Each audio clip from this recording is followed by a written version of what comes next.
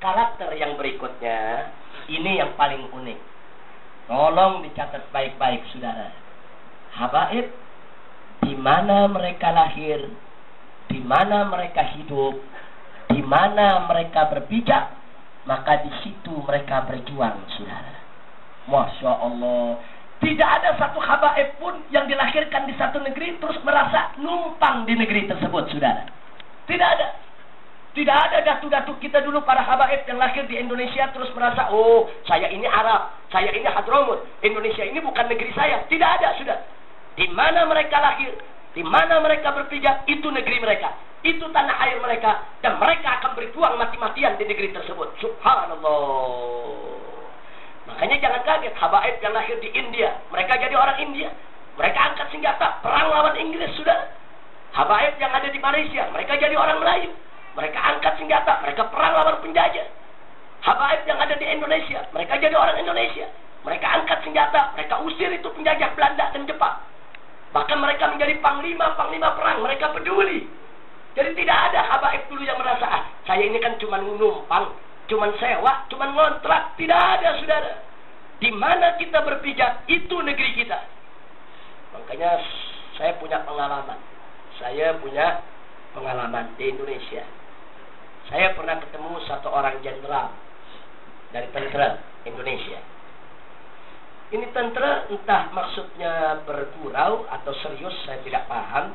Tiba-tiba mengucapkan kata-kata di hadapan saya dan kawan-kawan banyak pejabat saat itu. Habib itu kan numpang di Indonesia. Apa bahasa Malaysia numpang, Habib? Sama. Habib itu kan numpang di Indonesia. Itu kata-kata menyakitkan itu, saudara. Oh, kita protes saat itu, kita tuding di mukanya dia. Tunggu dulu, Kak. Aku punya ayah, aku punya datuk, mati berjuang melawan penjajah Belanda di negeri ini. Sekarang saya mau tahu, siapa kau punya bapak? Siapa kau punya kakek? Apa betul dulu perang melawan penjajah Belanda? Diam dia. Saya bisa buktikan, saya punya bapak, Syed Hussein bin Muhammad bin Syahab, berjuang melawan penjajah Belanda sampai cacat seumur hidup. Siapa kau punya ayah? Kau jangan mentang-mentang kau merasa kau Indonesia, kau lebih cinta kepada negeri. Belum tentu. Kau boleh merasa Indonesia, saya memang keturunan habaib dari negeri Arab sana. Tapi demi Allah, kalau bicara adu cinta negeri, belum tentu kau lebih cinta daripada kami para habaib. Akhirnya dia diam, dia minta maaf, saudara. Sebab ini kalimat berbahaya sekali. Kalau habaib disebut numpang itu berbahaya, saudara. Kenapa berbahaya? Berbeda kalau kita merasa numpang dengan merasa negeri sendiri. Ibarat rumah. Kalau rumah kita numpang, bocor, air masuk, air hujan, malas kita betulkan. Rumah numpang, rusak kita diamkan, saudara. Rumah numpang. Tapi coba kalau rumah sendiri, rusak dikit kita betulkan, rusak dikit kita perbaiki, rusak sedikit kita pelihara, kita jaga. Nah, jadi begitu juga kalau kita hidup di satu negeri, kita merasa itu negeri kita, selalu kita akan punya sifat untuk membela itu negeri dari gangguan musuh yang manapun juga. Kita akan selalu peduli, tidak ridho kalau negeri kita dirusak oleh siapapun juga, saudara. Nah, ini sifat para habaib pada saat mereka dulu datang ke Indonesia. Saya bisa buktikan, saudara. Sikap inilah yang membuat para habaib dianggap pribumi oleh orang-orang di seluruh Nusantara, saudara. Tidak dibedakan dengan pribumi. Orang habaib yang ada di Malaysia dianggap Melayu, habaib yang ada di Indonesia dianggap bumi putra, saudara. Tidak dibedakan. Kenapa? Karena melihat latar belakang histori sejarah. Mari kita buktikan. Di tahun 225 Hijriah, tepatnya tanggal 1 Muharram, di Aceh berdiri kerajaan Islam yang disebut dengan nama Kerajaan Islam Perlak. Sultan yang dinobatkan oleh masyarakat Aceh saat itu adalah seorang sayyid, saudara, Shah Alauddin. Seorang sayyid yang mereka nobatkan sebagai sultan Kerajaan Islam Perlak. Tolong dicatat, saat itu tahun 225 Hijriah. Coba kita bayangkan, apa mungkin seorang sayyid datang dari Hadramut ke Aceh tiba-tiba jadi sultan? Mustahil. Bahasanya mereka belum paham bahasa Aceh. Warga Aceh mereka belum kenal. Orang Aceh saat itu masih ubadul asnam, penyembah berhala, penyembah patung. Enggak mungkin mereka datang langsung jadi sultan. Artinya kalau mereka datang bisa jadi sultan, berarti ada proses, saudara. Kalau tahun 225 Hijriah sudah berdiri itu kesultanan, berarti jauh sebelum tahun 200 Habaib sudah masuk ke Aceh. Masya Allah, 1200 tahun yang lalu datu-datunya Habaib sudah masuk ke Aceh. Maka itu tidak benar kalau di Indonesia, dalam sejarah Indonesia disebutkan bahwa yang mengislamkan Indonesia itu pedagang Gujarat dari India. Kami tolak, saudara. Tidak betul. Loh, buktinya apa? Saya bisa buktikan. Andai kata yang mengislamkan Indonesia itu adalah pedagang-pedagang dari India, niscaya di Indonesia itu mazhabnya bukan Syafi'i, tapi Hanafi, saudara.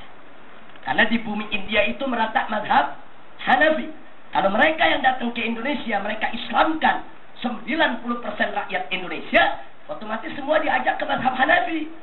Tapi buktinya 90% kaum muslimin di Indonesia dibawa ke mazhab Syafi'i.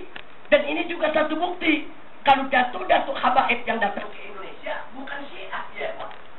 Bukan Syi'i, bukan Syiah, bukan Hanafi, bukan Maliki, bukan Hambali, bukan Wahabi. Yang datang ke Indonesia adalah Sunni, Syafi'i, Salafi. Masya Allah.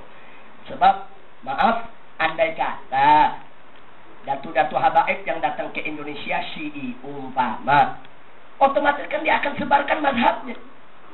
Mana mungkin kalau dia Syi'i diajak orang ke mazhab Syafi'i, saudara. Indonesia saat itu masih 100% kufar. Nggak mungkin dong. Atau kalau orang India yang mengislamkan, otomatis dia akan diajak ke mazhab Hanafi. Ternyata tidak. Jadi kuatnya mazhab Syafi'i di Nusantara, sepanjang Nusantara, dari Thailand Selatan, Malaysia, Indonesia, Brunei, sampai ke Filipina sana, menjadi bukti bahwa yang mengislamkan Nusantara adalah habaib yang datang dari Hadramut, yang memang sejak dulu berpegang teguh kepada mazhabul Imam Asy-Syafi'i radhiyallahu taala anhu. Nah, ini yang perlu kita buktikan, saudara. Nah, ada yang menarik. Jadi kalau tahun 225 Hijriah kerajaan Islam sudah ada, berarti habaib sudah lama masuk ke Indonesia. Mereka masuk, mereka sebarkan Islam, mereka dekat dengan masyarakat, mereka bil akhlakil karimah, orang Aceh semuanya cinta, mereka betul-betul mahabbah. Setelah mahabbah, dirikan kerajaan, mereka rela sang Habib untuk menjadi sultan, saudara. Otomatis ada proses. Mana mungkin orang datang tiba-tiba jadi sultan? Enggak mungkin. Otomatis ada proses. Dia sebarkan dulu Islam. Orang Aceh ngerti dulu soal Islam, ngerti dulu soal habaib, ngerti dulu soal imamah, al-a'immatu min Quraisy, bahwa imamah itu berada di tangan Quraisy. Nah, setelah orang Aceh paham, dirikan kesultanan, Sayyid yang dinobatkan menjadi sultan. Dan ini bukan hanya terjadi di Aceh. Yang pertama di Aceh, kemudian terjadi di Palembang, saudara. Bagaimana keluarga besar bin Syahab di kerajaan Siak itu memimpin umat, bikin ada kesultanan Islam di sana. Kemudian belum kerajaan Kubu di Kalimantan dari keluarga besar Al-Idrus. Belum lagi kerajaan Pontianak dari keluarga besar Al-Ghazri. Belum lagi daripada kerajaan-kerajaan Islam yang lainnya, seperti Wali Songo yang mengislamkan tanah Jawa, mereka Ali Asmatu Khan. Jadi kita lihat ini bukti sejarah otentik bahwa para habaib dari Hadramut yang mengislamkan Nusantara. Alhamdulillahi Rabbil Alamin. Nah, karena itu kita jangan merasa numpang. Kalau habaib numpang, mana mungkin mereka jadi sultan, saudara. Apalagi di Malaysia kita lihat beberapa negara bagian sultannya Sayyid Sadah. Jadi bukan hanya di Malaysia dan Indonesia, di Filipina ada Syarif Kabungsuan. Nah, itu juga seorang ulama besar minal habaib yang menyebarkan Islam di sana. Subhanallah. Nah, karena itu saudara, kalau kita lihat sedemikian rupa, jadi habaib bukan mudah, bukan senang datang ke Nusantara. Mereka datang yaitu dengan dakwah, dengan perjuangan, dengan suka duka, dengan penderitaan, dengan susah payah mereka mengislamkan negeri ini. Maka itu jangan sekali-kali di antara kita ada yang merasa kalau kita numpang di Nusantara, saudara. Tidak. Nusantara tanah air kita, Nusantara negeri kita, kita harus berjuang untuk Nusantara ini. Dalam arti kata, jangan mau Nusantara ini dirusak oleh orang lain. Kita harus jaga, karena penduduk daripada Bumi Putra yang ada di Nusantara, mereka adalah saudara-saudara kita. Bahkan dulu para datuk habaib yang datang ke Nusantara, mereka tidak bawa istri dari Hadramut. Mereka datang ke Malaysia kawin dengan perempuan-perempuan Melayu. Mereka datang ke Indonesia kawin dengan perempuan-perempuan Jawa, kawin dengan perempuan-perempuan Aceh. Jadi artinya pribumi yang ada, Bumi Putra yang ada, itu semua saudara-saudara ibu kita. Akhwaluna, mereka adalah saudara-saudara ibu kita, mereka adalah keluarga kita, dan negeri ini adalah negeri kita. Jangan sekali-kali kita menganggap diri kita numpang di negeri ini, saudara. Insya Allah, kalau kita punya sikap karakter sedemikian rupa, maka kita tidak akan pernah malas untuk berjuang di tengah masyarakat kita. Karena ini negeri kita, ini tanah air kita. Kita harus kerja, kita harus berjuang, harus kita bela dari siapapun yang ingin merusak dan menghancurkan kita punya negeri. Insya Allah. Nah, sebelum saya akhiri, saya ingatkan itulah kuncinya. Kenapa dulu habaib yang masuk ke India diterima oleh orang India, yang masuk ke Filipina diterima oleh orang Filipina, yang masuk ke Malaysia diterima oleh orang Malaysia. Kenapa? Karena akhlak mereka terpuji. Akhlaquhum mahmudah karimah. Mereka punya akhlak yang terpuji dan mereka tidak pelin-pelan. Hak katakan hak, batil katakan batil, dan mereka tidak cari dunia. Mereka betul-betul la kalimat Allah subhanahu wa ta'ala. Maaf, andai kata para habaib dulu datang hanya tujuannya menjadi sultan, sudah hancur kita ya akhwat. Andai kata dulu para habaib datang tujuannya hanya mencari wanita Melayu, sudah hilang kita, saudara. Andai kata dulu para habaib itu datang tidak ikhlas, hanya untuk mencari kesenangan dunia, sudah musnah kita di negeri ini. Tapi dulu datuk kita yang datang, jangan cerita Al-Faqih Al-Muqaddam Muhammad bin Ali bin Alawi. Bau. Ini yang dekat saja yang datang ke Nusantara. Mereka datang dengan ikhlas, bil akhlaqil karimah, dengan akhlak yang mulia, terpuji, diterima oleh masyarakat di Nusantara. Dinobatkan mereka menjadi sultan-sultan di berbagai negeri. Kenapa? Karena akhlak mereka, jasa mereka, perjuangan mereka, perbuatan mereka, sehingga mereka dipercaya untuk memimpin umat, saudara. Alhamdulillahirabbil alamin. Nah, karenanya saya ajak sekali lagi semua, kalau kita sudah tahu begitulah karakter habaib, nah tolong kita yang muda-muda yang ada zaman sekarang nih, kita ini tinggal manisnya aja, saudara. Oh, dakwah sekarang enak kita. Maaf, Habib Umar Asyatiri, saya di Indonesia, Habib Umar di Malaysia, kita dakwah sekarang enak. Kesana kemari pakai pesawat terbang, turun di airport, dijemput lagi, saudara. Diambil pakai mobil, Masya Allah, mobilnya AC, nginep di hotel AC. Ingat, datuk kita dulu nggak begitu, saudara. Datang yang dihadapi rajanya kafir, rakyatnya kafir, tenteranya kafir, saudara. Itu yang mereka hadapi, nggak ada yang antar ambil mereka. Tapi mereka masuk ke kampung-kampung, ke desa-desa. Mereka sebarkan Islam di mana-mana. Subhanallah. Jadi perjuangan kita nih, habaib yang ada sekarang, belum ada apa-apanya dibandingkan sama kita punya datuk. Tahu-tahu belum ada apa-apanya, kita mau celak datuk-datuk kita, saudara.